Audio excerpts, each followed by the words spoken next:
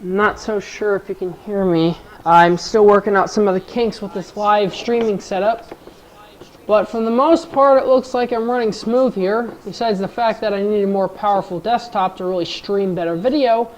But I don't have the money for that. I don't think anyone does, to be honest with you. But at some point, I guarantee you I'll buy a new desktop. But for the most part, I think this is good. So this is more of a two-man person studio setup.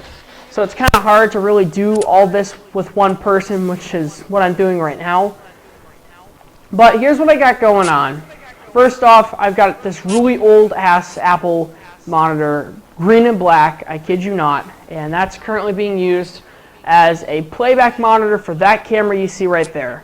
Now, I have something rigged up that I did last time, that I didn't have last time, that I just got done doing. I just want to see overall how it'll play out and how well it'll come out to. I'm not really sure how to use the software, to be honest with you. I've just got this software downloaded, so I'm just kind of experimenting with it a little bit and trying to get the feel of it. But let me show you what I did with, there's multiple cameras hooked in here.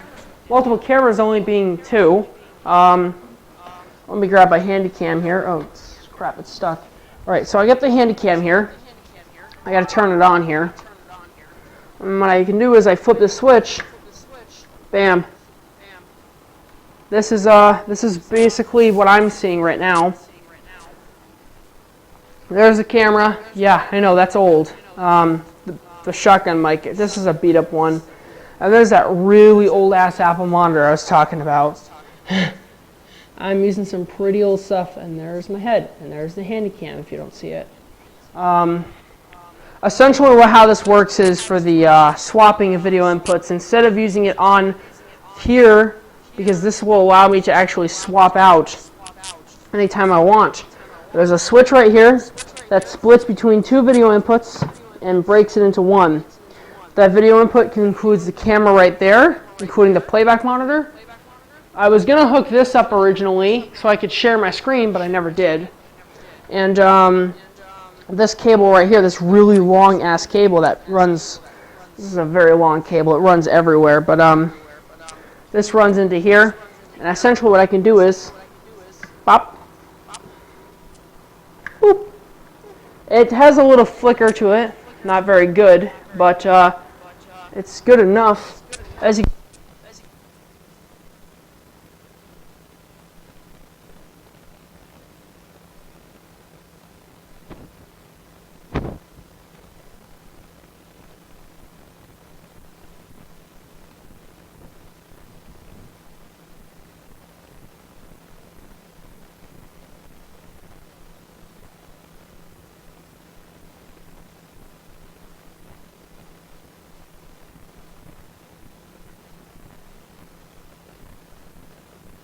one away to get a little bit of an improved monitor. I'm not actually so sure how the format comes out on this. I am able to, oh wow, that looks a lot better actually.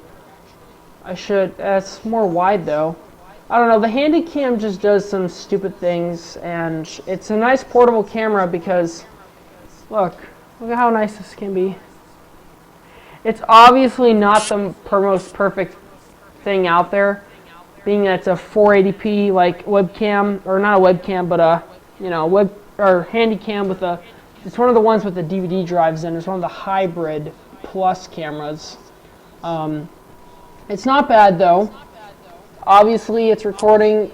It goes up to 720p, but I'm obviously breaking this off through the internal input here. These are. I actually kept these on here. I didn't splice them because you could always plug that into there and you could use it for audio, or if you wanted to. I'm not using that because the audio driver or the audio card built into this Pinnacle box is absolute ass. Matter of fact, if you unplug this, the stream should go dead. See? So that's what's driving this. I am going to put in a much better capture card because that thing is crap. I think it'll only let me do up to 240p, which is what I'm recording right now. Is very, very bad. So as you can see, it says starting web server on the commands down there, so that's definitely a good thing. Let's just see what I'm running at for CPU. Oh, Jesus Christ. My Lord. Yeah, This is a dual processor machine. Keep that in mind. And it's using 96% of the CPU. So you gotta keep in mind though, this is a pretty hardcore intensive task. I'm streaming 240p and my CPU is just like being bottlenecked by this so much. It's at 70 now. But this is a really huge task for any computer to really perform, is to digitally packet and encode, as well as encode on the fly and then upload to a streaming site and that sort of mind. So it's not a very efficient way to do things, especially when you have a machine that's, 14 years old, or not even, maybe older actually. Yeah, this thing's like 14 years old. So when you have a machine that's over 14-year-old that has 2 single-core Xeons in it, you would kind of expect such a poor performance level. And I only got 3 gigs of RAM, but RAM's not really a huge factor in here. This is mainly just CPU encoding based work. And the graphics card I have in here is not really that great, so I can't really get any of the performance out of the graphics card either. Because believe it or not, encoding is actually not only in the CPU, it's also in the GPU, and it can really help in the GPU, believe it or not. You might not realize it, but it actually really does make a difference.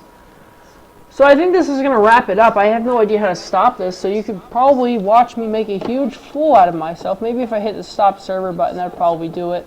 So I guess